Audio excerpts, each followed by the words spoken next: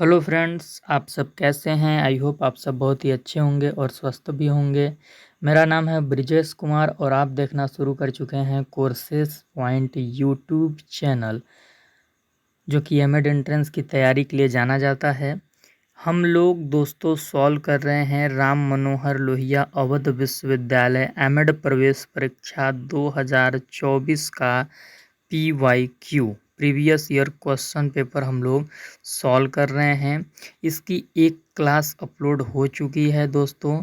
मैंने प्लेलिस्ट भी बना दी है। चैनल के प्लेलिस्ट सेक्शन में आप जाएंगे तो आपको प्लेलिस्ट मिल जाएगा प्रीवियस ईयर क्वेश्चन पेपर का, जिसकी एक क्लास अपलोड हो चुकी है। आज ये दूसरी क्लास है। पहले क्लास में हम लोगों ने 50 प्रश्नों को सॉल्व किया था, 50 क्वेश्चंस को सॉल्व किया था और आज हम लोग और 50 क्वेश्चन सॉल्व करेंगे। जानकारी के लिए आपको बता दूं कि राम मनोहर लोहिया अवध विश्वविद्यालय में जो एमएड प्रवेश परीक्षा होता है उसमें कुल 200 प्रश्न पूछे जाते हैं, जो 200 नंबर के होते हैं। और ये 200 प्रश्न आपके दो सेक्शन से पूछे जाते हैं। जो आपका पेपर 1 यानी कि पहले जो 100 क्वेश्चन होते हैं वो आपका शिक्षण अभिक्षमता, शोध अभिक्षमता, तार्किक अभिक्षमता, स्वतंत्रता संग्राम और सामान्य जागरूकता, साइंस, ये सबसे पूछे जाते हैं। और बाकी के जो 100 क्वेश्चंस होते हैं वो बीएड से पूछे जाते हैं, जो राम मनोहर लोहिया अवध विश्वविद्यालय में बीएड का ऑफिशियल सिलेबस है। तो चलिए आज के इस सेशन को स्टार्ट करते हैं। कमेंट में बताइएगा कि आपको ये सेशन कैसा लगा। सेशन को लाइक कर दीजिएगा एक बार। और एमएड एंट्रेंस 2025 में जो तैयारी कर रहे हैं, बाकी के जो एस्पिरेंट्स हैं उनके पास भी इस सेशन का लिंक एक बार शेयर कर दीजिएगा। सेशन को एक बार लाइक कर दीजिए। चैनल पे नए होंगे तो चैनल को सब्सक्राइब कर लीजिएगा। वीडियो के डिस्क्रिप्शन में आपको टेलीग्राम चैनल का लिंक मिलेगा, टेलीग्राम चैनल को ज़रूर ज्वाइन कीजिएगा। यहाँ पर आपको एमएड एंट्रेंस की हर एक ऑथेंटिक अपडेट सबसे पहले जानने और देखने को मिलती है। साथ ही साथ आपको वीडियो के डिस्क्रिप्शन में व्हाट्सएप चैनल का लिंक मिल जाएगा, तो आप व्हाट्सएप चैनल और टेलीग्राम चैनल को ज़रूर ज्वाइन करें। चलिए आज का जो पहला क्वेश्चन है वो आपके सामने है। 50 नंबर प्रश्न वो क्या है, एक औरत की ओर इशारा करके अभी 50 नंबर तो हम लोग कर चुके थे। पहला क्वेश्चन ये है, देखिए 51। कोमल शिल्प उपागम का जनक माना जाता है। The father of software approach is considered to be. माइकेन को, स्किनर को, डॉक्टर पीसा को, गुटमैन को, किसको माना जाता है। तो कोमल शिल्प उपागम का जनक दोस्तों बीएफ स्किनर को माना जाता है। बी नंबर ऑप्शन आपका सही हो जाएगा। 52 नंबर जो प्रश्न है, मूल्यों का विकास किसके माध्यम से होता है। अंतर्ग्रहण के माध्यम से, प्रशिक्षण के माध्यम से, निर्देशन के माध्यम से, कि शिक्षण के माध्यम से। देखिए पढ़ाने के लिए तो आदमी कुछ भी पढ़ा दे, निर्देशन भी दे दे, शिक्षण भी करा दे, लेकिन जो हम मूल्यों का डेवलपमेंट हमारे अंदर हो पाता है वो इनकलकेटिंग के माध्यम से हो पाता है। इनकलकेटिंग को सीखने से जोड़ा जाता है कि हम कोई चीज़ ऑब्जर्व करते हैं, कोई चीज़ देखते हैं और कोई चीज़ हम पे प्रभाव डालता है तो उससे हम प्रभावित होते हैं और हमारे अंदर एक अलग प्रकार के मूल्य का विकास होता है। तो इनकलकेटिंग के माध्यम से मूल्यों का विकास हो पाता है। हम जब कुछ सीखना चाहते हैं, कोई चीज़ हमें प्रभावित करती है उससे। 53 नंबर जो प्रश्न है वो क्या है, शिक्षण के लिए व्यावसायिक मानदंड किसके द्वारा विकसित किए जाते हैं। तो शिक्षण के लिए किसी भी प्रकार का मानदंड जो विकसित किए जाते हैं वो एनसीटीई के द्वारा ही विकसित किए जाते हैं। ठीक।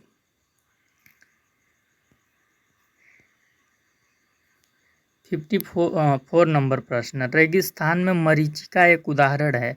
प्रकाश के अपवर्तन का, प्रकाश के पूर्ण आंतरिक परावर्तन का, प्रकाश के अपवर्तन और पूर्ण आंतरिक परावर्तन का, प्रकाश के प्रसार का। तो इसका आपका सही हो जाएगा, जो रेगिस्तान में मरीचिका होती है वो उदाहरण होती है प्रकाश के अपवर्तन का और पूर्ण आंतरिक परावर्तन का। ठीक। 55 नंबर जो प्रश्न है, अधिगम अक्षमताएं, लर्निंग डिसेबिलिटी पद का सर्वप्रथम प्रयोग किसके द्वारा किया गया था? सैमुअल क्रिक के द्वारा, फेडरल रजिस्टर के द्वारा, national joint commissioner on learning disabilities के द्वारा या कुकसैंक के द्वारा? किसके द्वारा किया गया था? तो सैमुअल क्रिक जो थे उन्होंने अधिगम अक्षमताएं पद का सर्वप्रथम प्रयोग किया था। तो आपका ए नंबर प्रश्न सही हो जाएगा। 56 नंबर प्रश्न क्या है? 1857 के विद्रोह के समय लखनऊ के नेतृत्वकर्ता एवं दमनकर्ता कौन थे? बहादुर शाह जफर एवं हडसन, बेगम हजरत महल एवं कैंपबेल, नाना साहब एवं कैंपबेल, बेगम हजरत महल एवं ह्यूरोज। तो कौन थे? तो आपका जब 1857 का विद्रोह हुआ था तो उस समय जो लखनऊ के नेतृत्वकर्ता एवं दमनकर्ता थे, नेतृत्वकर्ता थी बेगम हजरत महल साहिबा और जो दमनकर्ता थे वे कैंपबेल थे। ठीक, ये चीज़ आप ध्यान रखेंगे, बी सही हो जाएगा।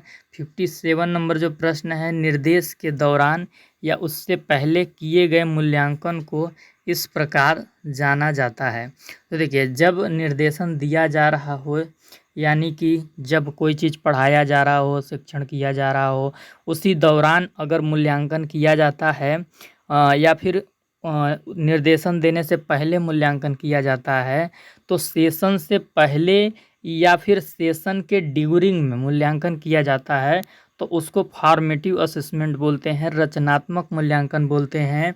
और जब कोई मूल्यांकन, कोई evaluation end of the session में किया जाता है, एंड ऑफ द सेशन में किया जाता है यानी कि सत्र के लास्ट में किया जाता है, तो वो मूल्यांकन योगात्मक मूल्यांकन, सम्मेटिव असेसमेंट कहलाता है। जैसे कि आप कक्षा 6, 7, 8 में पढ़ते होंगे तो जो आपका वार्षिक परीक्षा का एग्ज़ाम होता था सबसे ईयर में लास्ट में, वो आपका योगात्मक मूल्यांकन था। और जो बीच बीच में टेस्ट लिया जाता था, त्रैमासिक परीक्षा होती थी, वो सब संरचनात्मक मूल्यांकन में आपका आ जाता है। ठीक, ये चीज़ आप ध्यान रखेंगे। इसको मैं पढ़ा दूंगा एक सेशन में क्योंकि ये थोड़ा सा जटिल टॉपिक ही है, पढ़ाने से आपको अच्छे में समझ आ पाएगा। हालांकि आप बीएड में पढ़े होंगे। माप के निम्नलिखित पैमानों में से किसमें सत्य शून्य बिंदु होता है? तो मेजरमेंट के 4 टाइप होते हैं, nominal scale, ordinal scale, interval scale, ratio scale, जिसे हम नामिक पैमाना है या क्रमिक पैमाना या फिर अंतराल मापन या अनुपात मापन कहते हैं, आपने पढ़ा होगा। तो उसमें से जो अनुपात मापन होता है, इसमें एक 0 पॉइंट होता है जिसे हम ट्रू 0 पॉइंट कहते हैं। तो ये किस में होता है? रेशियो मेजरमेंट में या रेशियो स्केल में आपका होता है। ठीक, तो 58 का जो सही हो जाएगा वो डी नंबर सही हो जाएगा। 59, कौन सा सहसंबंध सबसे मजबूत है? तो इसमें सबसे जो मजबूत सहसंबंध है वो -1.00 है, क्योंकि सहसंबंध का अधिकतम से अधिकतम मान कितना होता है? +-1।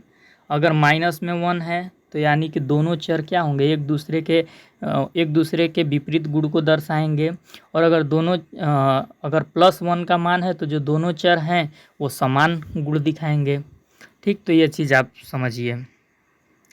तो 1 ही अधिकतम मान होता है और वही मजबूत सहसंबंध का द्योतक होता है।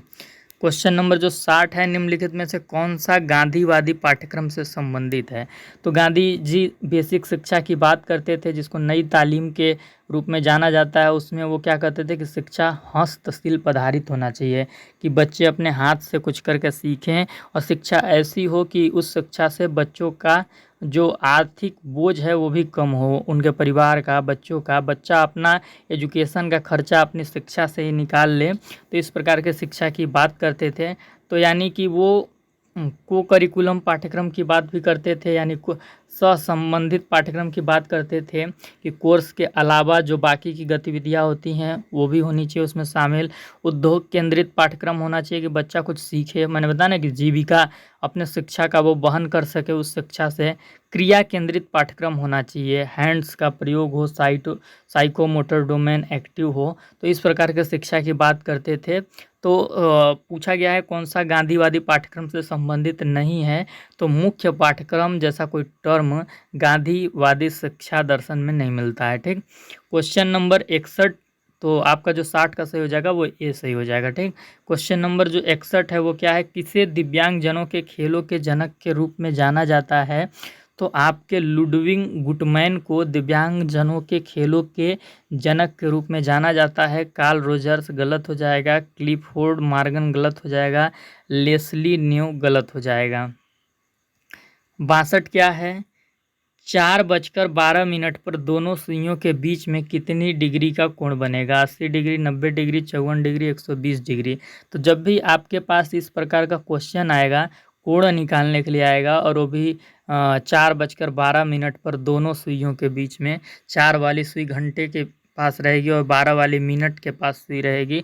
तो इस प्रकार का दो सुइयों के बीच में जब कोण निकालने के लिए आएगा तो उसके लिए एक सूत्र होता है। सूत्र क्या होता है, थीटा बराबर, थीटा यानी कोण, 11/2 गुणते यम माइनस 30 गुणते एच, इस प्रकार का। तो जब हम मान रखेंगे इसमें 11/2 गुणते मिनट हमारा कितना है, मिनट हमारा 12 है, माइनस 30 गुणते एच कितना है, यहाँ पे जगह की कमी है, आइए फिर से हम इधर लिखते हैं। थीटा बराबर हमारा सूत्र है 11/2 गुणते यम माइनस 30 गुणते एच। इस प्रकार के सवाल में आप यही सूत्र पुट कर देंगे, आपका आंसर आ जाएगा। मिनट हमारा 12 है, माइनस 30, घंटा हमारा 4 है, 2 छक्का 12, 11 छक्का 66, माइनस 30 गुणते 4 120। तो जब 66 में माइनस 120 होगा तो आपका कितना आ जाएगा, माइनस में 54 आ जाएगा, और जब इसके ये बाहर आएगा तो 54 अंश हो जाएगा। ठीक, ये चीज़ है। तो 54 अंश का कोण बनेगा, 54 अंश हमारे सी में है, तो सी ऑप्शन सही हो जाएगा। सांख्यिकी में मोड क्या होता है, स्टैटिक्स में मोड क्या होता है। तो जो मोड होता है, जैसे कोई भी आंकड़ा दे दिया गया 2 3 2 4 5 2 7, तो इसमें देखा जाता है कि कोई एक पद अगर सबसे ज़्यादा बार रिपीट हुआ है, ये अलग अलग पद हैं, कोई एक पद अगर सबसे ज़्यादा बार रिपीट हुआ है तो वही मोड होता है। तो 2 एक बार आया, 2 यहाँ पे फिर एक बार आया, 2 यहाँ पे फिर एक बार आया, तो टोटल 2 कितने बार आया, 2 हमारा 3 बार आया, तो हमारा यहाँ पे बहुलक क्या होगा, 2 हो जाएगा। ठीक, ये चीज़ आप ध्यान में रखेंगे। तो सबसे अधिक बार दोहराई जाने वाली संख्या क्या कहलाती है, मोड कहलाती है। ठीक, स्टैटिक्स में बहुलक।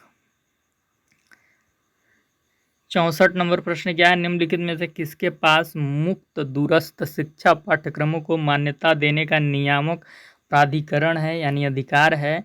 तो इसमें आपका जो DEB है, 64 का जो ए है आपका, उसके पास दूरस्थ शिक्षा पाठ्यक्रमों को मान्यता देने का अधिकार है। DEB का जो पूरा नाम होता है वो होता है द डिस्टेंस एजुकेशन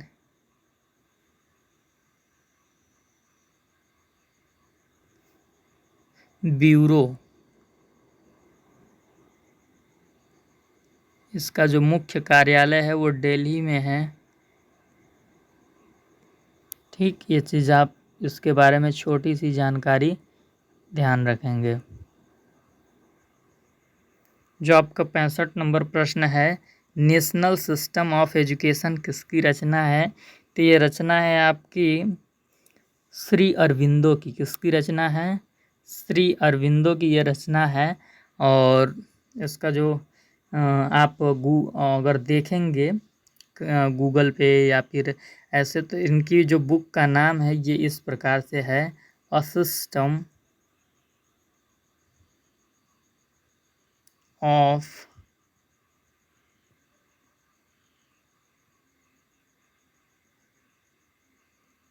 नेशनल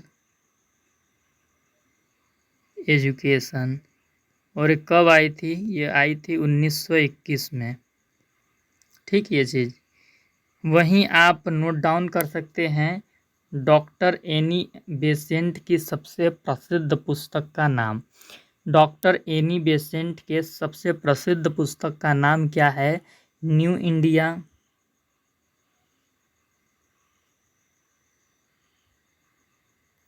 एक और उनकी प्रसिद्ध पुस्तक है जिसका नाम है थॉट फॉर्म्स। Thought forms. ये दो एनी बेसेंट की पुस्तक का नाम है, आप नोट डाउन कर लीजिएगा। डॉक्टर राधा कृष्णन की पुस्तक का नाम आप नोट डाउन कर लीजिएगा, जो सबसे ज़्यादा फेमस है, ठीक, सबसे ज़्यादा प्रसिद्ध है। वो पुस्तक का नाम क्या है? द प्रिंसिपल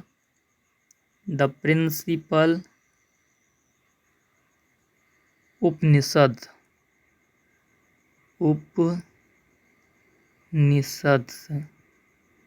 उनकी सबसे प्रसिद्ध पुस्तक का नाम है।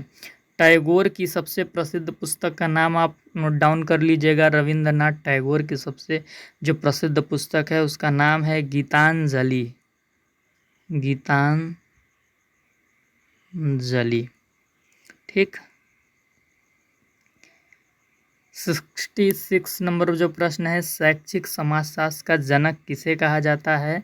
जॉर्ज पाइने, ब्राउन, एमाइल दुर्खीम या एमिली दुर्खीम, ओटावे, किसका? तो जो शैक्षिक समाजशास्त्र के जनक जिन्हें कहा जाता है वो हैं हमारे जॉर्ज पाइने। कौन हैं? जॉर्ज पाइने। तो आप यहाँ पे कुछ नोट डाउन कर लीजिए। शैक्षिक समाजशास्त्र, जिसे हम क्या बोलते हैं इंग्लिश में? एजुकेशनल साइकोलॉजी, नहीं साइकोलॉजी नहीं, एजुकेशनल सोशोलॉजी।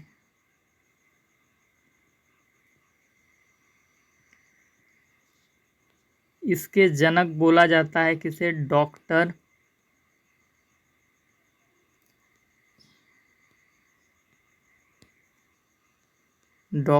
इनोज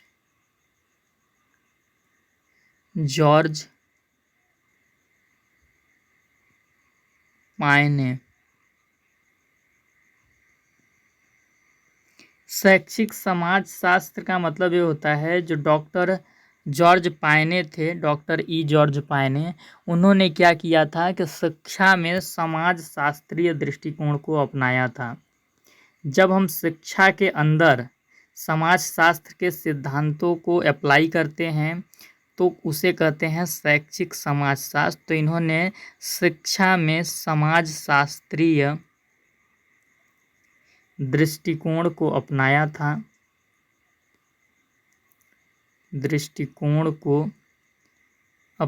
था, इसलिए इन्हें शैक्षिक समाजशास्त्र का जनक कहा जाता है।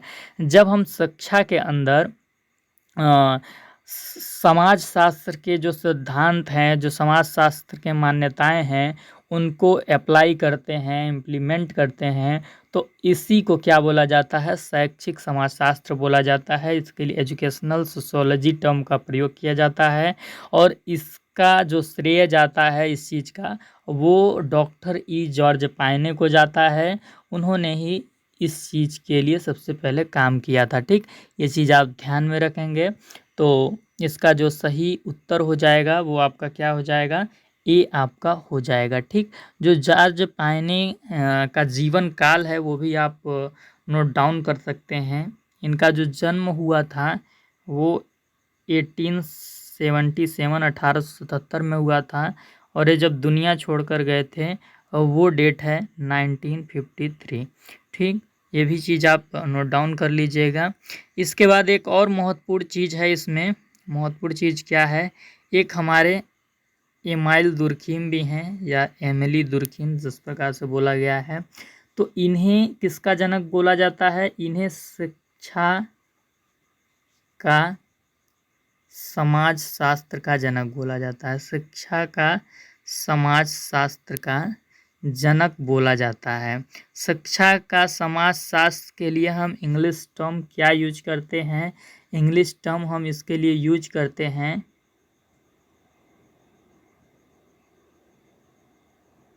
Sociology of education.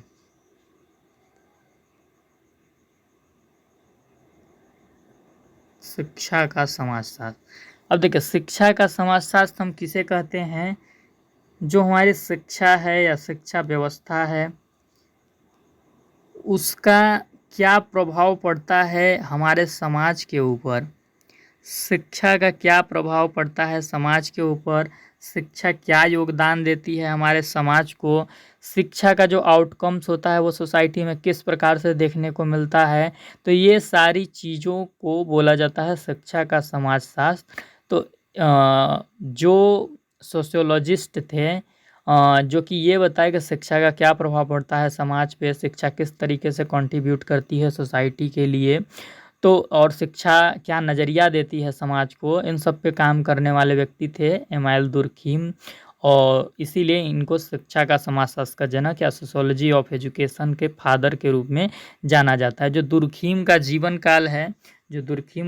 काल है वो आप नोट डाउन कर सकते हैं। इनका जन्म हुआ था 1858 में और ये दुनिया छोड़ कर गए थे 1917 में। ये आपके मिड एंट्रेंस में जीवन काल पूछता है, इसलिए मैं बता रहा हूँ, ये चीज़ आपको याद रहना चाहिए। ठीक है, चलिए अगले क्वेश्चन में चलते हैं। अगला जो क्वेश्चन है वो क्या है? 67 नंबर क्वेश्चन। मनोविज्ञान में सबसे पुरानी विधि है आत्मनिरीक्षण, इंट्रोस्पेक्शन, अवलोकन, ऑब्जर्वेशन, केस स्टडी, नैदानिक विधि, क्लिनिकल मेथड। तो जो साइकोलॉजी में सबसे पुरानी मेथड है उसे इंट्रोस्पेक्शन बोला जाता है, आत्मनिरीक्षण बोला जाता है। ठीक, तो 67 का जो सही हो जाएगा वो आपका हो जाएगा ए।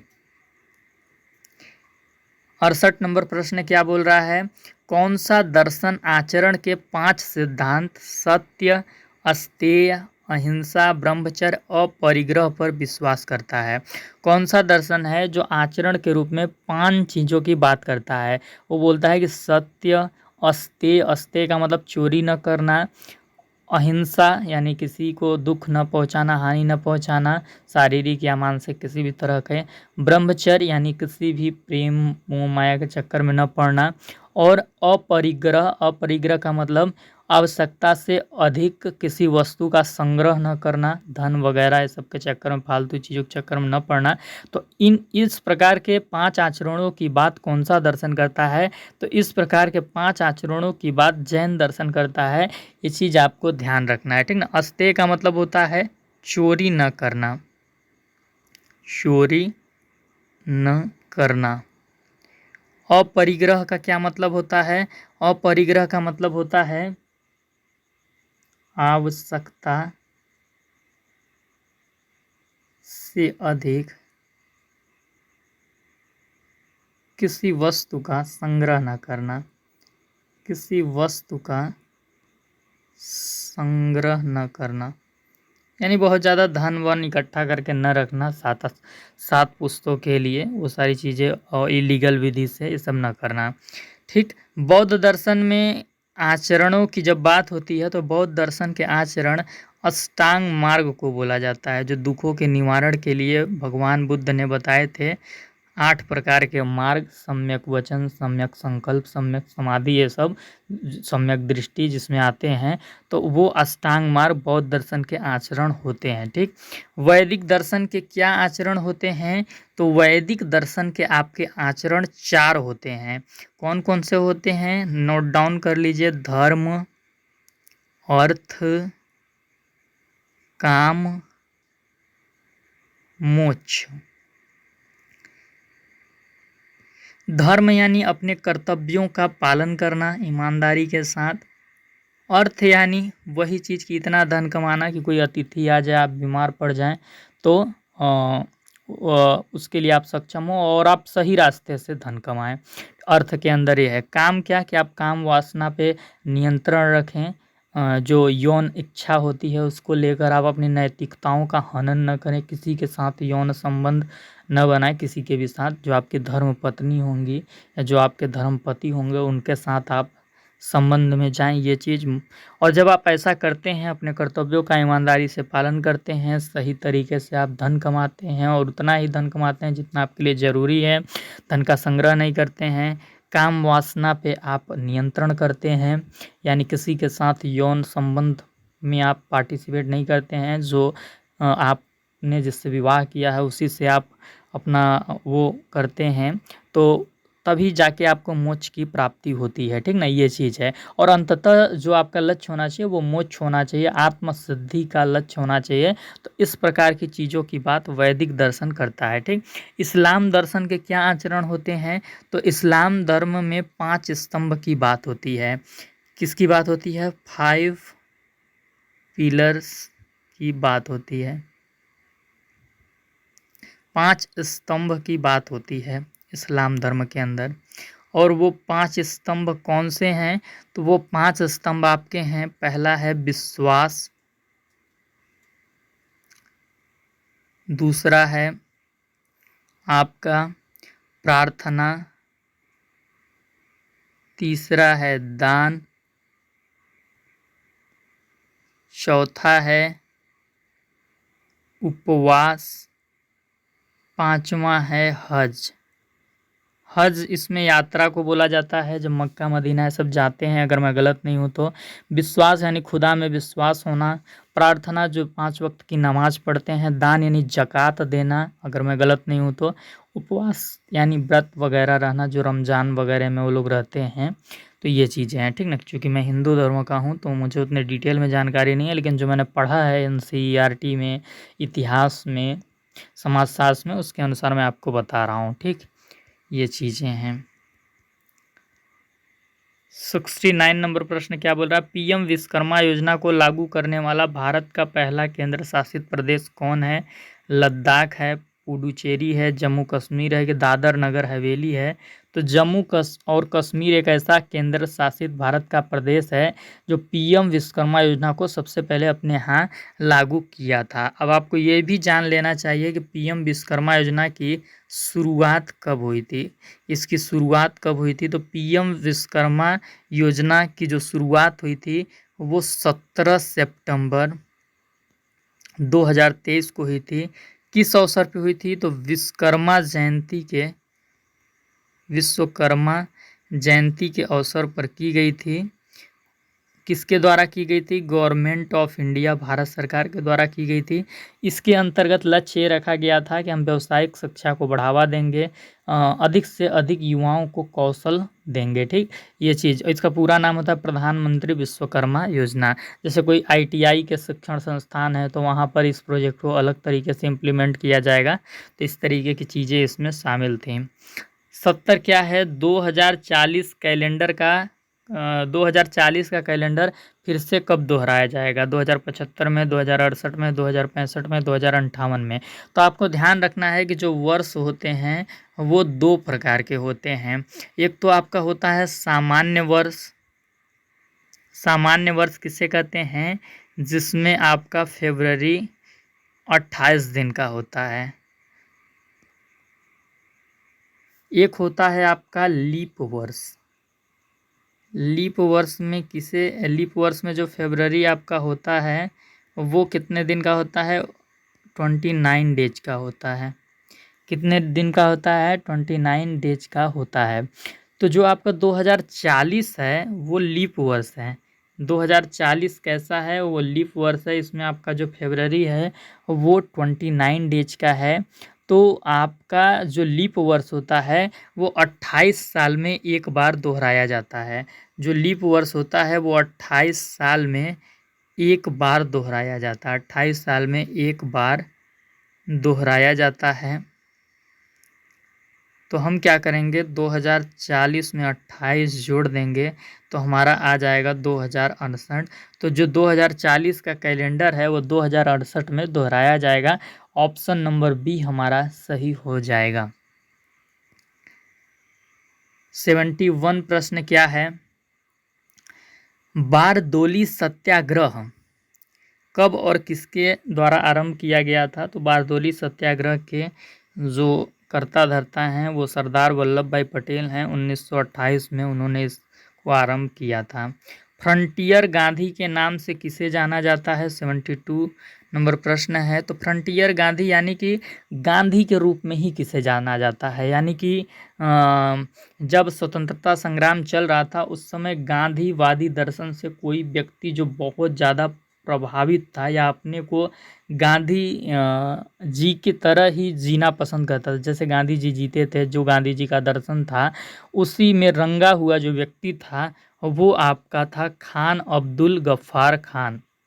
इन्हें एक और नाम से जाना जाता है, सीमांत गांधी के नाम से। तो ये एक ऐसे व्यक्ति थे जो गांधी जी के दर्शन के बहुत ही प्रेमी थे, तो इनको फ्रंटियर गांधी के नाम से भी जाना जाता है। ये चीज़ आप ध्यान रखेंगे तो 72 का जो सही होगा वो बी हो जाएगा।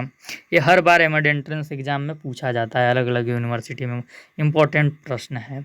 73 क्या है, प्रोग्राम अधिगम के विकास में वास्तविक मील का पत्थर का काम किसका था, तो वी.एफ. स्किनर था। प्रोग्राम अधिगम की जब भी बात हो आप ध्यान में रखेंगे कि उससे जुड़े वी.एफ. स्किनर महोदय थे। ठीक, रेखीय प्रोग्राम अधिगम, साखीय प्रोग्राम अधिगम यानी कि linear programmed learning, branching programmed learning, सब बी.एफ. स्किनर ने दिए हैं। 74 अनुदेशन की व्यक्तिगत प्रणाली को योजना के रूप में जाना जाता है। किसकी योजना के रूप में, तो केलर की योजना के रूप में जाना जाता है। ठीक, केलर का जो पूरा नाम है वो क्या है, फ्रेड एस केलर। 1960 के दशक में 1960 के दशक में इन्होंने अनुदेशन की व्यक्तिगत प्रणाली को विकसित किया था और ये प्रणाली सीखने से संबंधित थी। ये एक ऐसी प्रणाली थी जिसमें जो छात्र है वो अपनी गति के अनुसार सीख सकता है, अपनी स्पीड के अनुसार सीख सकता है और उसकी जो आवश्यकताएं हैं उसके अनुरूप इस प्रणाली को डिजाइन किया गया था जिससे कि वो स्व अधिगम कर सकता है। 75 नंबर जो प्रश्न है वो क्या है, कौन सा गतिविधि आधारित अनुदेशन से संबंधित नहीं है। गतिविधि किस प्रकार के अनुदेशन में नहीं होता है, एक्टिविटीज। ठीक, तो सिमुलेशन में तो गतिविधि होता ही है, एक्टिंग होता है, रोल प्ले भी एक्टिंग का ही नाम है तो गतिविधि होता है, कोई घटना विधि भी है तो उसमें भी कुछ ना कुछ गतिविधि आ जाएगा। लेकिन जो कहानी कथन है तो कहानी वगैरह कहने में कोई गतिविधि नहीं होता है, हाथ पैर नहीं चलते हैं। ठीक, तो जो आपका 75 का है सही हो जाएगा वो सी हो जाएगा। ठीक,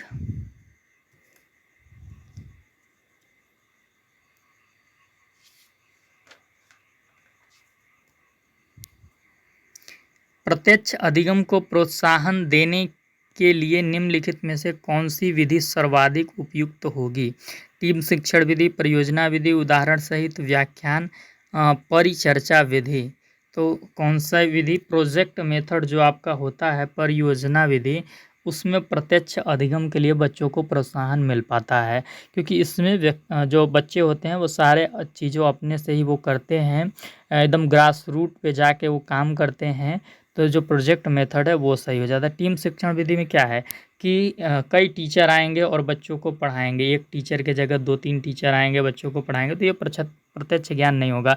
कोई उदाहरण सहित हम व्याख्यान करते हैं तो वो भी उतना प्रत्यक्ष नहीं होगा जितना बच्चा खुद करके सीखेगा। तो करके सीखने की जो विधि होती है वो ज़्यादा प्रत्यक्ष अधिगम को प्रोत्साहन देती है। डिस्कशन सेशन आपका कुछ प्रत्यक्ष हो सकता था लेकिन इसमें भी क्या होगा, करना तो चर्चा ही है, कोई प्रैक्टिकल संबंधित चीज़ें नहीं है, तो हम प्रोजेक्ट मेथड के साथ जाएंगे। ठीक, 77 नंबर प्रश्न क्या है, निम्नलिखित में से कौन सा प्रैक्टिस रचनावादी दृष्टिकोण से सबसे अधिक निकटता से मेल खाता है। आपको बताना है कि कौन सा ऐसा एक्सरसाइज है जो कंस्ट्रक्टिविटिस्ट अप्रोच को फॉलो करता है, जो रचनावादी दृष्टिकोण से संबंधित है। रचनावादी क्या है, कोई क्रिएटिविटी करना, ग्रास रूट पे जाके, धरातल पे जाके चीज़ों को आप समझ रहे हैं, देख रहे हैं, नॉलेज कंस्ट्रक्ट कर रहे हैं। जैसे आप जो शैक्षिक टूर होता है, जो एजुकेशनल टूर होता है, आपको विद्यालय की तरफ से कहीं घुमाने के लिए ले जाया जाता है, जो एजुकेशनल टूर या शैक्षिक टूर होता है, उसमें क्या होता है, आप कोई भी म्यूज़ियम या कोई भी जो स्मारक स्थल होता है, मंदिर होता है, वहाँ जाते हैं, ऐतिहासिक चीज़ों को देखते हैं और आपको प्रत्यक्ष तरीके से अधिगम मिलता है, वहाँ पे जाते हैं, आपको अनुभव होता है, बातें करते हैं, इंक्वायरी करते हैं और आपको एक मिला-जुला जो आप नॉलेज कंस्ट्रक्ट करते हैं उसको कंस्ट्रक्टिविटी अप्रोच से जोड़ा जाता है। तो यहाँ पे क्या है, प्रदूषकों की उपस्थिति की पहचान करने के लिए नदी के रंग का उपयोग करना। यदि पानी का रंग गंदा है, काला है, तो आप बता सकते हैं कि प्रदूषित पानी है, इसमें क्या-क्या प्रदूषक होंगे। तो ये सबसे ज़्यादा कंस्ट्रक्टिविस्ट अप्रोच को फॉलो कर रहा है इस प्रकार का प्रयास। बाकी चीज़ों में आप पढ़ सकते हैं, जो ऑप्शन है विभिन्न पक्षियों की चोंचों को देखेगा और उनका चित्र बनाएगा, तो ये उतना ज़्यादा आपका यहाँ पे इसमें कम प्रयास है, ठीक ना, ये चीज़ है, ये कम कठिन अधिगम है। सी जो है आपका जन्म देने वाले अंडे और जानवरों के बीच अंतर समझने के लिए एक ग्राफिक आयोजक का उपयोग करना, ये भी रचनावादी उतना नहीं है। बीज फैलाव की प्रक्रिया को समझने के लिए फ्लो चार्ट बनाना है तो और कम है। तो जो करके सीखने जैसी स्थिति है इसमें है और यही आपका रचनावादी से जुड़ता है।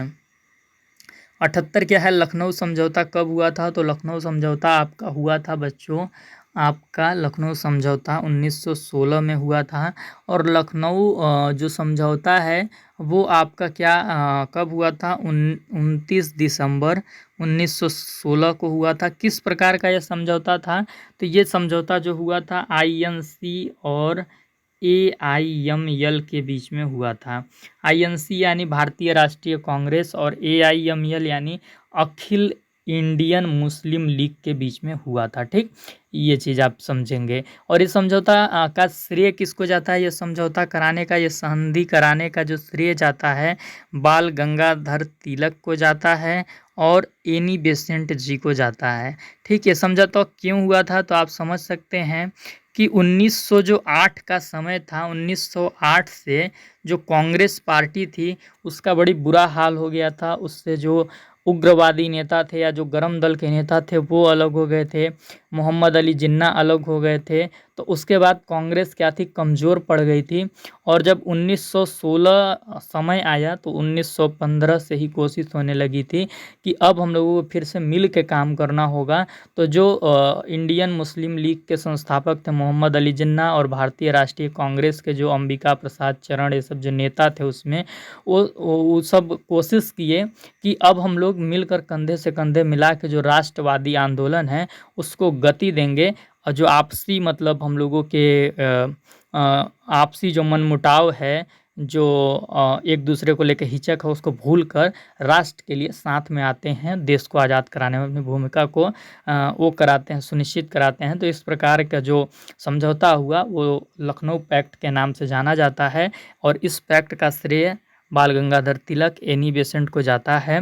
29 दिसंबर 1916 को हुआ था, ठीक। देखिए, रचनावादी दृष्टिकोण से जब भी अधिगम की बात हो तो जो रचनावादी दृष्टिकोण होता है या जो वो होता है वो आपका अनुभवात्मक शिक्षा से संबंधित होता है, हैंड्स ऑन अप्रोच को फॉलो करता है, ठीक। प्रत्यक्ष अधिगम की भी बात हो तो प्रत्यक्ष अधिगम भी अनुभवात्मक शिक्षा पे जोर देता है, एक्सपीरियंशियल लर्निंग पे, एक्सपीरियंशियल टीचिंग पे, हैंड्स ऑन अप्रोच की बात करता है, ठीक। ये चीज़ आपको ध्यान में रखना है। जो 79 नंबर प्रश्न है वो क्या है, निम्नलिखित में से कौन सा स्वतंत्र तथा निर्भर चरों के बीच कारण एवं प्रभाव संबंध को सबसे मजबूत साक्ष्य उपलब्ध कराता है? सहसंबंधात्मक उपागम, गैर प्रायोगिक उपागम, वर्णनात्मक सांख्यिकी, प्रायोगिक उपागम। तो इसका जो सही हो जाएगा वो आपका डी सही हो जाएगा, ठीक। सांख्यिकी के अंदर से प्रश्न है। 80 नंबर जो प्रश्न है वो क्या है, पैटर्न ड्राइंग परीक्षण के निर्माता कौन थे? तो डॉक्टर भाटिया इसके निर्माता थे। आपने जब बुद्धि परीक्षण मैंने आपको पढ़ाया था तो बुद्धि परीक्षण पढ़ाते समय मैंने एक चीज़ पढ़ाई थी, भाटिया बैटरी परीक्षण, भाटिया बैटरी परीक्षण पढ़ाया था। आप वो सेशन नहीं देखे होंगे, चैनल के प्लेलिस्ट में जाइएगा, साइकोलॉजी की एक प्लेलिस्ट मिलेगी, उसमें मैंने मनोविज्ञान 0 से पढ़ाया है मिड एंट्रेंस के लिए।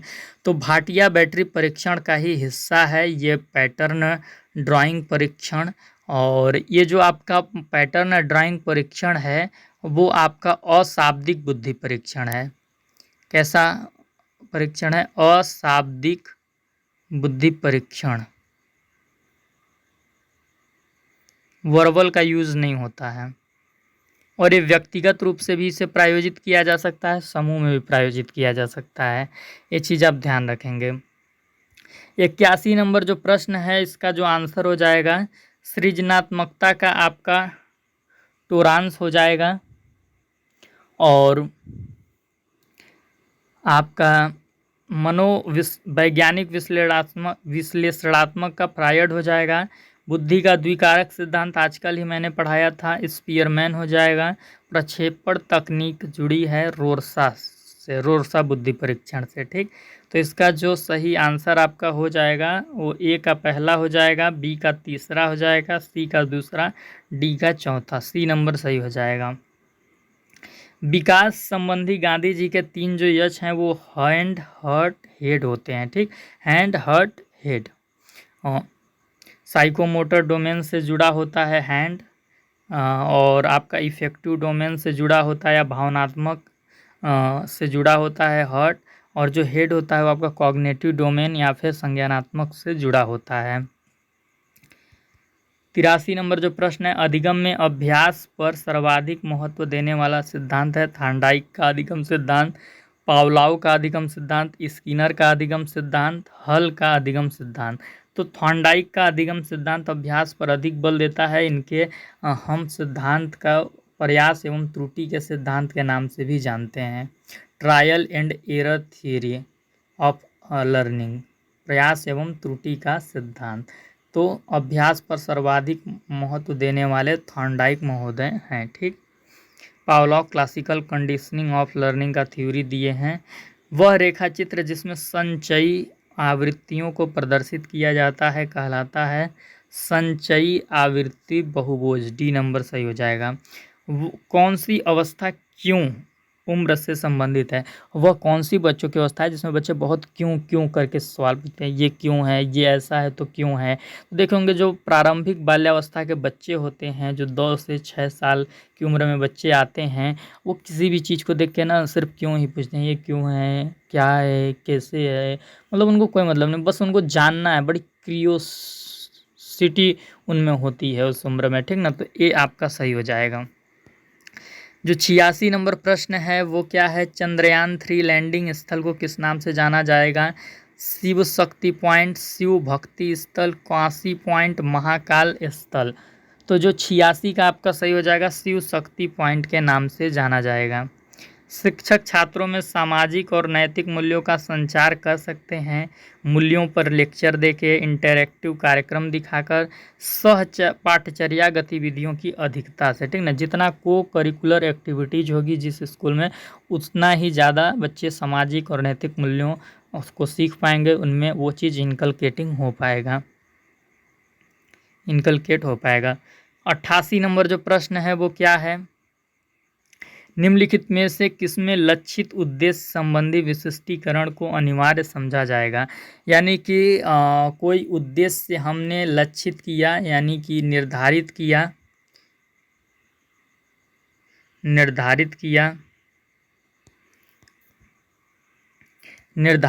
कोई उद्देश्य हमने क्या किया, निर्धारित किया, और अब वो विशिष्ट तरीके से उसको हमको प्राप्त करना है, वो उद्देश्य हमारे को विशिष्ट तरीके से प्राप्त करना है, तो किस चीज़ में हो जाएगा? सेमिनार में एक व्यापक उद्देश्य होता है, सम्मेलन में भी व्यापक होता है, परिचर्चा में भी जो उद्देश्य होते हैं वो थोड़े जटिल होते हैं, लेकिन जो कार्यशाला होता है, वर्कशॉप होता है, उसमें हम कोई प्रयोग करने जाते हैं या कुछ चीज़ का डेमो हमको दिखा रहे होते हैं हमारे शिक्षक, प्रयोग ही मतलब कोई प्रैक्टिकल करके दिखा रहे होते हैं, तो उसमें एक विशिष्ट उद्देश्य होता है जो पहले से निर्धारित होता है कि ये डिवाइस को यूज करना सीखना है, या फिर ये इक्विपमेंट कैसे यूज होता है ये सीखना है, या किसी प्रकार का हम एक्सपेरिमेंट करते हैं, तो ये एक निर्धारित उद्देश्य होता है विशिष्ट तरीके का, वो कार्यशाला के अंदर ही देखा जाता है, ठीक।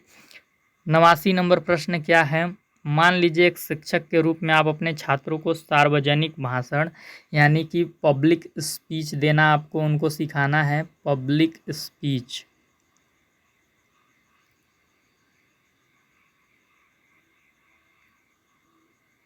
और वाद विवाद का प्रशिक्षण आप दे रहे हैं कि कैसे क्या किया जाता है, डिबेट। इन दोनों चीज़ों का आप क्या कर रहे हैं, छात्रों को प्रशिक्षण दे रहे हैं, छात्रों को प्रशिक्षण दे रहे हैं इन दोनों ही चीज़ों का, तो इन दोनों ही चीज़ों का प्रशिक्षण देने में सबसे ज़्यादा कठिनाई आपको किस चीज़ में होगी? जब आप बच्चों को पब्लिक स्पीच या फिर डिबेट का प्रशिक्षण दे रहे होंगे, तो आप बताएँगे कि कैसे कॉन्सेप्ट बिल्डिंग करना है, कैसे कॉन्सेप्ट फॉर्मुलेशन किया जाता है और उस कॉन्सेप्ट पे आप अपने बातों को रख सकेंगे। इसका प्रशिक्षण आप आसानी से दे सकते हैं। कहाँ पे, किन स्वरों पे उतार-चढ़ाव यानी कैसे सस्वर वाचन के द्वारा अपना स्पीच देना है, ये भी आप उनको प्रशिक्षण के द्वारा सिखा सकते हैं। प्रयुक्त भाषा का प्रॉपर लैंग्वेज का कैसे चुनाव करें, उसको कैसे प्रयोग करें, ये भी आप उनको सिखा सकते हैं। लेकिन आप जो बच्चा बोल रहा है या डिबेट में जब वो अपना प्रदर्शन कर रहा है, तो अपने भावनाओं पे कितना नियंत्रण रख सकेगा, इस पे पूरा इसका प्रशिक्षण देना थोड़ा कठिन होगा, ठीक? तो ये जो चौथा नंबर ऑप्शन है वो डी क्या हो जाएगा, सही हो जाएगा। 90 नंबर प्रश्न क्या है? शिक्षा में पूर्ण जीवन के लक्ष्य को प्रतिपादित किया गया है हर्बर्ट स्पेंसर के द्वारा, एफ हर्बर्ट के द्वारा, जॉन डेवी के द्वारा, प्लेटो के द्वारा। तो हर्बर्ट स्पेंसर के द्वारा ये चीज़ बोली गई है कि शिक्षा में पूर्ण जीवन के लक्ष्य को इन्होंने प्रतिपादित किया है और ऐसा बोला है। इन्होंने क्या बोला है इसके संबंध में? इन्होंने इसके संबंध में बोला है कि जो शिक्षा है व्यक्ति को पूर्ण जीवन के लिए तैयार करता है, पूर्ण जीवन के लिए तैयार करता है। इसमें यानी शिक्षा में, इसमें जीवन के सभी पहलुओं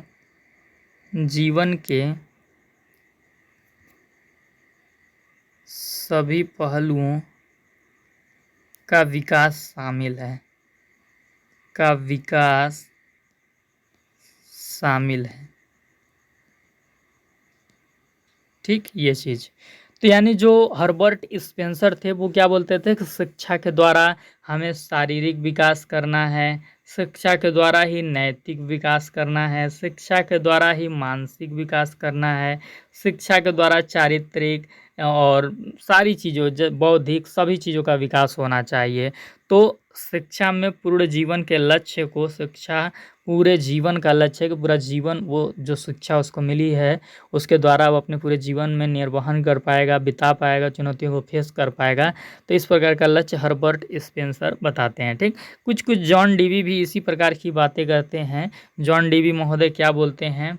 वो बोलते हैं कि शिक्षा जीवन की तैयारी नहीं है, शिक्षा जीवन की तैयारी नहीं है,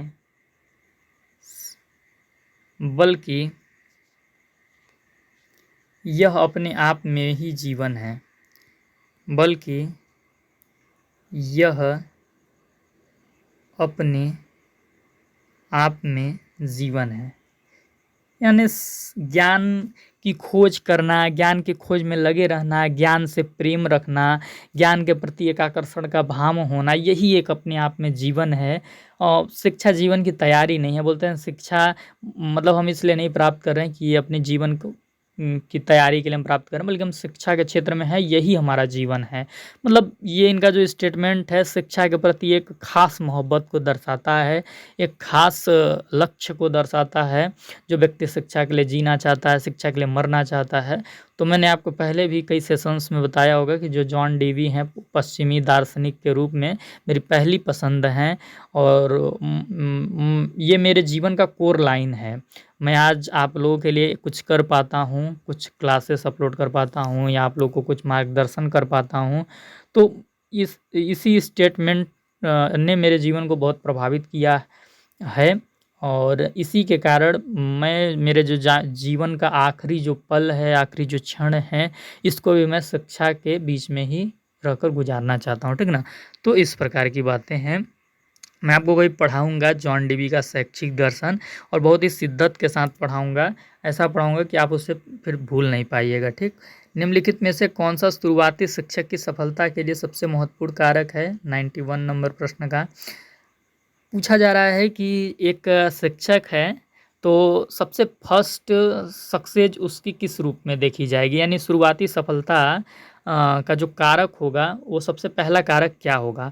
तो शुरुआती सफलता का जो सबसे पहला कारक होगा, वो क्या होगा कि उसका व्यक्तित्व ठीक-ठाक होना चाहिए। क्यों ठीक-ठाक होना चाहिए? क्योंकि उसका व्यक्तित्व ठीक-ठाक होगा, तभी उसके अंदर एक अच्छी नीयत होगी, एक अच्छा इंटेंशन होगा, जिससे कि वो टीचिंग में कुछ अलग करना चाहेगा, टीचिंग में कुछ एफर्ट दिखाना चाहेगा, वरना एक नीरस शिक्षण वो करेगा, ठीक ना? कक्षा से जुड़ने की क्षमता होनी चाहिए। कक्षा में जाके तो सब टीचर पढ़ा देते हैं, लेकिन जिस टीचर को अपने सारे स्टूडेंट्स का नाम पता होता है, सारे स्टूडेंट्स की इंडिविजुअल क्वालिटीज़ पता होती हैं, सारे इंडिविजुअल्स के फैमिली बैकग्राउंड, सोशल बैकग्राउंड, सारी चीज़ों के बारे में जिसको नॉलेज होता है, अपने स्टूडेंट का वो प्रॉपर मेज़र किया होता है हर एक पक्ष में, तो वही जो टीचर है सफल हो सकता है।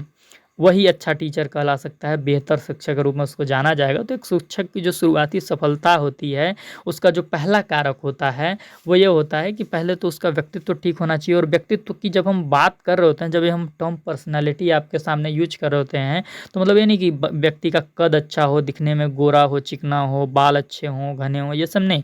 व्यक्तित्व का मतलब होता है कि जो एक्सटर्नल क्वालिटीज़ हैं, वो तो हम इंक्लूड करेंगे, जो इंटरनल क्वालिटीज़ हैं, उसको भी हम इंक्लूड करेंगे, ठीक ना? तो सबसे जो पहला कारक है किसी भी शिक्षक के बेहतर होने का, वो व्यक्तित्व अपना अच्छा करें और कक्षा से जुड़ने की अपने अंदर क्षमता को विकसित करें कि बच्चों से कैसे हम अपनेपन का भाव उनके सामने प्रकट कर पाएँगे, कैसे उनको ये एहसास दिला पाएँगे कि हम उनके फ्रेंड ही हैं, कोई दुश्मन नहीं हैं। तो फ्रेंडली तरीके से जो एक कोऑपरेशन का माहौल क्रिएट कर पाएगा कक्षा के अंदर, वही शिक्षक बेहतर शिक्षक के रूप में जाना जाएगा। इसके बाद आती हैं कि शिक्षक का दृष्टिकोण कैसा है, शिक्षक की जो मोरल क्षमता है वो कैसी है, संगठनात्मक उसके अंदर कितना स्किल है, संगठन को कितना मजबूत कर सकता है स्कूल के, विद्वान कितना है, इंटेलेक्चुअल कितना है, वो सारी चीज़ें बाद में आएँगी। पहला नंबर आपका सही हो जाएगा ए। निम्न में से कौन से विचारक आदर्शवादी थे? तो सुकरात जो थे वो आपके आदर्शवादी थे, प्लेटो भी आदर्शवादी थे, अरस्तू भी आदर्शवादी थे। ये सारी चीज़ें आपको ध्यान में रखना है। दर्शन शास्त्र की कौन सी शाखा वास्तविकता की प्रकृति से संबंधित मुद्दों की जांच करती है? तो तत्वमीमांसा जो है वास्तविकता की प्रकृति से संबंधित मुद्दों की जांच करती है। कभी भी अगर आपसे पूछा जाए कि सब्सटेंस या किसी अस्तित्व की जांच कौन सी दर्शन की शाखा करती है, कि कोई चीज़ है तो इसके एग्जिस्टेंस का कारण क्या है, इसके एग्जिस्टेंस का जो मूल तत्व है वो कौन सा है, तो उसकी बात तत्व मीमांसा ही करती है, ठीक? ये चीज़ आप ध्यान रखिएगा। ज्ञान मीमांसा क्या होता है? ज्ञान के विज्ञान को ज्ञान मीमांसा कहते हैं। जब हम ज्ञान के अध्ययन के तरीकों की खोज कर रहे होते हैं, ज्ञान की वैधता कैसे निर्धारित करें, इनकी बात कर रहे होते हैं, तो ज्ञान मीमांसा। मूल्यों के विज्ञान की जब हम बात करते हैं तो मूल्य मीमांसा, ठीक? Study of value, science of value, सारे मूल्य मीमांसा के अंतर्गत आ जाएंगे। 94 नंबर जो प्रश्न है वो क्या है? प्रेरणा यानी मोटिवेशन जो छात्रों के भीतर के कारकों या कार्य में निहित होती है, उसे कहा जाता है। ऐसा मोटिवेशन जो छात्रों के अंदर से आया हो, एक्सटर्नल कारकों से न आया हो, एक्सटर्नल फैक्टर्स के द्वारा न आया हो, उस प्रकार के मोटिवेशन को हम आंतरिक प्रेरणा, इंट्रिंसिक मोटिवेशन या इंटरनल मोटिवेशन बोलते हैं, ठीक? ये चीज़ आप ध्यान रखेंगे। इसका एग्जाम्पल क्या है? मैं आपको पढ़ा रहा हूँ, मज़े के लिए पढ़ा रहा हूँ, मुझे मज़ा आता है आपको पढ़ाने में, बहुत मज़ा आता है, सुकून मिलता है, शांति मिलती है। ये ये आपका इंट्रिंसिक मोटिवेशन है, मेरे अंदर से आई प्रेरणा है कि मुझे मज़ा आता है। अगर मैं आपको पैसे के लिए पढ़ाता, मैं इसलिए पढ़ाता कि मेरी बहुत ही ज़्यादा नाम हो, बहुत ही ज़्यादा सम्मान हो, मेरी आप लोग तारीफ़ें करो भर-भर के, तो वो क्या हो जाता है? एक्सट्रिंसिक मोटिवेशन हो जाता है। वो बाह्य प्रेरणा उसको कह सकते हैं या बाहरी प्रेरणा के रूप में उसको परिभाषित किया जाता है। लेकिन मुझे मज़ा आता है, मैं शौकिया टीचर हूँ, मुझे मेरा शौक टीचिंग करना है, तो ये मेरी इंट्रिंसिक मोटिवेशन है, ठीक? ये चीज़ आप ध्यान में रखेंगे। जो 95 नंबर क्वेश्चन है वो क्या है? क्रियाकलापों के निम्नलिखित समुच्चयों, यानी समुच्चय का मतलब होता है सेट, में कौन सा समुच्चय क्रियात्मक शोध यानी एक्शन रिसर्च विधि की चक्रीय प्रकृति को दर्शाता है, साइक्लिक नेचर को दर्शाता है? तो जो आपका ए है इसमें सही हो जाएगा। जब हम एक्शन रिसर्च करते हैं तो सबसे पहले क्या करते हैं, प्लान बनाते हैं। प्लान बना के फिर क्या करते हैं, उससे संबंधित एक्टिविटी करते हैं। फिर एक्टिविटी को क्या रिजल्ट आया वो ऑब्जर्व करते हैं। लास्ट में हम रिपोर्ट तैयार करते हैं जिसे हम रिफ्लेक्ट बोलते हैं। ठीक, तो जो आपका ए है ये सही आपका क्रम है। 96 नंबर जो प्रश्न है वो क्या है, वैसे एक्शन रिसर्च के जो स्टेप्स होते हैं या जो स्टेजेज होते हैं वो 6 से 8 होते हैं। ठीक ना, अगर आप प्रॉपर तरीके से करेंगे तो, लेकिन यहाँ पे 4 बताया है तो उसी में हमको क्रमबद्ध देखना है कि ऑर्डर्ड कैसे होंगे। ठीक, 96 क्या है, अल्बर्ट बंडूरा निम्नलिखित में से किससे जुड़े हैं? व्यवहार सिद्धांत, विकास का संज्ञानात्मक सिद्धांत, सामाजिक अधिगम सिद्धांत, विकास का मनोसामाजिक सिद्धांत। तो व्यवहार सिद्धांत से जो जुड़े हैं वो जे.बी. वॉटसन हैं, जो व्यवहारवाद के जनक कहे जाते हैं। व्यवहारवाद आपका मनोविज्ञान का एक स्कूल है, एक संप्रदाय है, एक विचारधारा है। तो उससे जुड़े वॉटसन है, और इससे जुड़े संबंध, व्यवहार से जुड़े संबंध या व्यवहार पर आधारित सिद्धांत की बात करें तो थॉर्नडाइक का नाम आपका आता है। ठीक, जो थॉर्नडाइक महोदय थे वो उन्होंने अधिगम के ऊपर सिद्धांत दिया है, जिसमें व्यवहार को उन्होंने अपना पहला आधार माना है, व्यक्ति के व्यवहार को। तो थॉर्नडाइक का नाम एक थोड़ा सा अच्छे से जुड़ पाता है। विकास का संज्ञानात्मक सिद्धांत की बात करें तो पियाजे आ जाते हैं, ब्रूनर आ जाते हैं, ये सब संज्ञानात्मक सिद्धांत दिए हैं। ठीक, सामाजिक अधिगम सिद्धांत की बात करें कि सोशल लर्निंग थ्योरी किसने दी है, तो भैया इसी के लिए तो प्रश्न बनाया गया है। जो अल्बर्ट बंडूरा हैं ये सामाजिक अधिगम सिद्धांत दिए हैं, जिसमें उन्होंने अधिगम के शायद 8 सोपान बताए हैं। आप मुझे कमेंट में करके बताइएगा कि कितने सोपान उन्होंने बताए हैं इसमें अधिगम के। जो विकास का मनोसामाजिक सिद्धांत है, psycho social theory of development है, ये किसने दिया है? तो ये भी आप ध्यान रखेंगे, ये दिया है एरिक एरिक्सन ने, एरिक एरिक्सन ने दिया है। ठीक, ये चीज़ें आप नोट डाउन कर लेंगे। 97 क्या है, शोध का वह प्रतिमान, प्रतिमान यानी मॉडल। तो शोध का वह मॉडल जो शोधार्थी, शोधार्थी का मतलब रिसर्चर, जो रिसर्च कर रहा है। तो शोध का वह मॉडल जिसमें या जो जिसमें रिसर्चर, शोधार्थी जो अभ्यास करता है, उसकी जो व्यावसायिक विशेषज्ञता है, जो उसका प्रोफेशनल स्पेशलिटी है, जो उसका प्रोफेशन है, प्रोफेशन के विकास के लिए कौन सा शोध किया जाता है। आप सीधे ऐसे समझिए इस प्रश्न को कि जैसे कि मैं एक शिक्षक हूँ, मैं आपको पढ़ाता हूँ, तो मेरा प्रोफेशन क्या है, शिक्षण करना है। मेरा व्यवसाय क्या है, शिक्षण करना है। तो शिक्षण में कैसे मैं विशेषज्ञता ला सकता हूँ, इसके लिए मुझे कौन सा शोध करना चाहिए, वो कौन सा शोध है? तो वो आपका क्रियात्मक शोध होता है, एक्शन रिसर्च होता है। कौन सा रिसर्च होता है?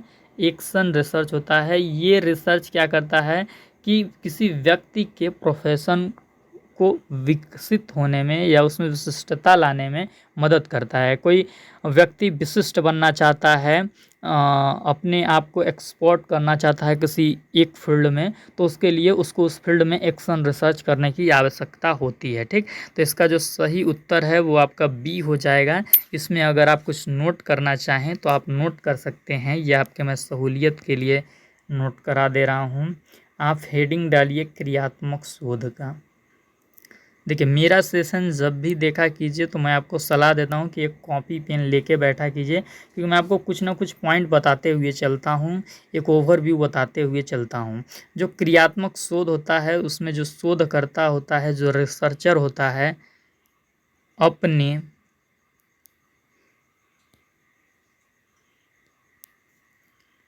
व्यावसायिक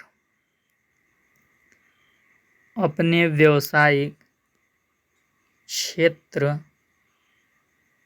में सुधार लाने के लिए क्रियात्मक शोध करता है, सुधार लाने के लिए।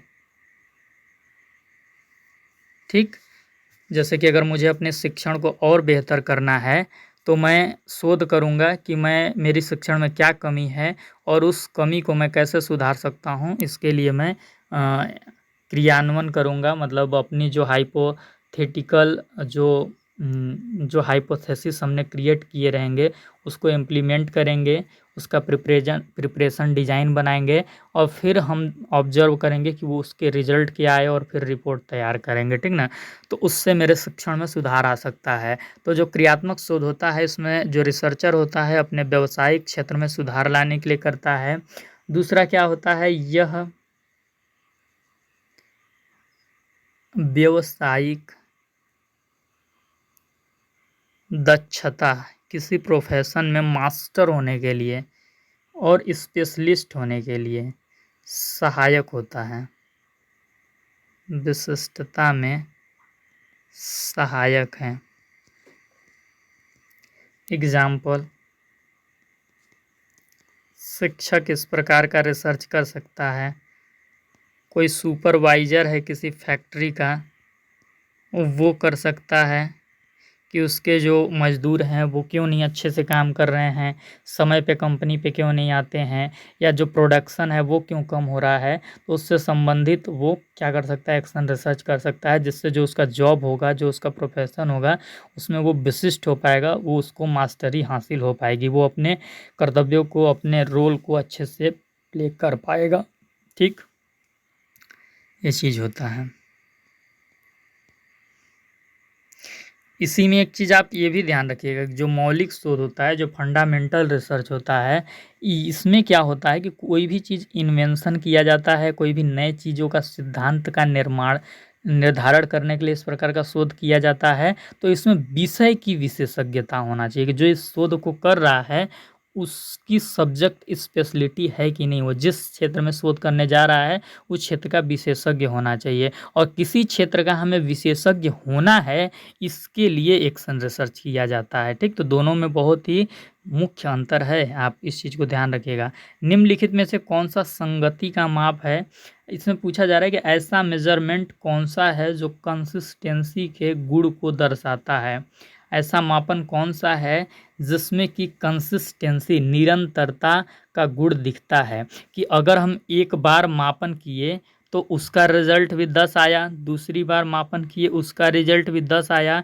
तो ऐसा मापन कौन है जिसमें रिजल्ट सेम आते हैं, या मापन का वह गुण कौन सा है जिसमें परिणाम सेम आते हैं। तो मापन के उस गुण को विश्वसनीयता, रियलाइबिलिटी बोलते हैं। ठीक, जैसे कोई टेस्ट है, कोई पेपर है, अगर वो आपसे एक बार लिया जाए तो उसमें 10 नंबर आप पाते हैं, वही टेस्ट आपसे किसी दूसरे समय पे लिया जाए उसमें भी आप 10 नंबर पाते हैं।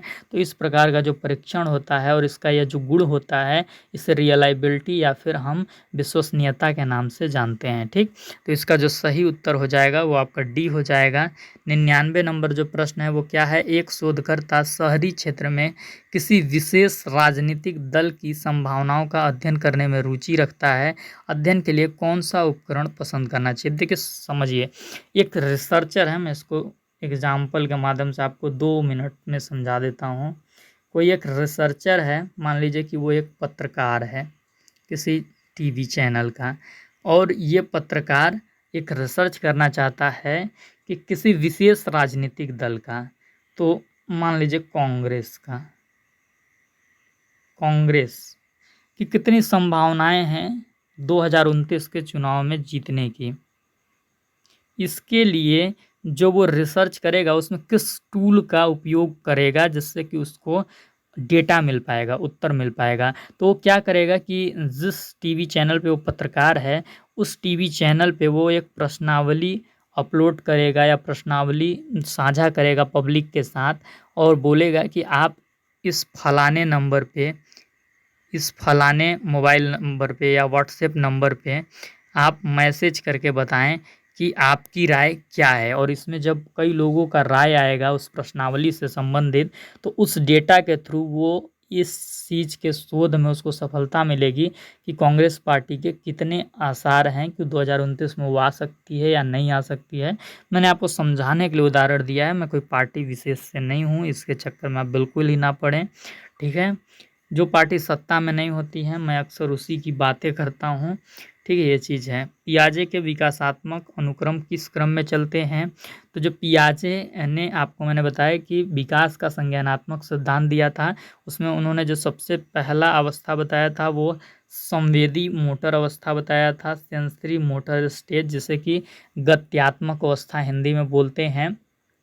इसकी जो उम्र थी, इसमें जितने उम्र के बालक आएंगे वो आप लिख लीजिएगा। जो संवेदी मोटर की स्टेज है उसमें 0 से 2 साल के बच्चे आते हैं। ठीक, ये चीज़ आप ध्यान रखेंगे। और उसके बाद उन्होंने जो दूसरा बताया था पूर्व संक्रियात्मक अवस्था, जैसे कि प्री ऑपरेशनल बोलते हैं, इसमें जो बच्चे आते हैं 2 से 6 साल के बच्चे आते हैं, इसको पूर्व बाल्यावस्था भी बोला जाता है। ठीक, और इसके बाद ठोस संक्रियात्मक यानी मूर्त संक्रियात्मक अवस्था की बात की थी, कॉन्क्रीट ऑपरेशनल की बात की थी। तो ठोस संक्रियात्मक में उन्होंने क्या उम्र बताया था कि इसमें 7 से 11 साल के बच्चे आते हैं। और सबसे लास्ट में उन्होंने बताया औपचारिक संक्रियात्मक अवस्था, जिससे कि हम किशोरा अवस्था के नाम से भी जानते हैं, इसमें जो 11+ बच्चे हैं वो आते हैं। ठीक, ये चीज़ आप ध्यान रखेंगे। तो आज के इस सेशन में हमें 50 क्वेश्चन ही देखने थे। तो इस प्रकार टोटल हमने RMLU एमएड एंट्रेंस 2024 के 100 प्रश्न देख लिए। 100 प्रश्न और बचे हैं जो मैं 2 सेशन में कंप्लीट करा दूंगा। सेशन कैसा लगा आप ज़रूर बताइएगा, लाइक ज़रूर कर दीजिएगा सेशन को, क्योंकि आपके लिए हम इतनी मेहनत करते हैं और हर क्वेश्चन को बिल्कुल अच्छे से समझाते हैं। क्वालिटी ऑफ एजुकेशन से कोई समझौता नहीं करते हैं। सेशन को लाइक ज़रूर कीजिएगा। चैनल पे नए होंगे चैनल को सब्सक्राइब कीजिएगा। वीडियो के डिस्क्रिप्शन में टेलीग्राम चैनल का लिंक मिलेगा, ज्वाइन कर लीजिएगा। साथ ही साथ व्हाट्सएप चैनल का लिंक मिलेगा, उसे भी ज्वाइन कीजिएगा, ताकि एमएड एंट्रेंस की हर एक ऑथेंटिक अपडेट आपको सबसे पहले मिल सके। और जो अन्य एस्पिरेंट्स हैं उनके पास इस सेशन का लिंक शेयर कर दीजिएगा। इसी के साथ हम आपसे विदा लेते हैं। हम आपसे मिलेंगे नेक्स्ट सेशन में, जिसमें कि हम लोग 101 से 150 तक के क्वेश्चंस को देखेंगे 3rd क्लास में। ठीक।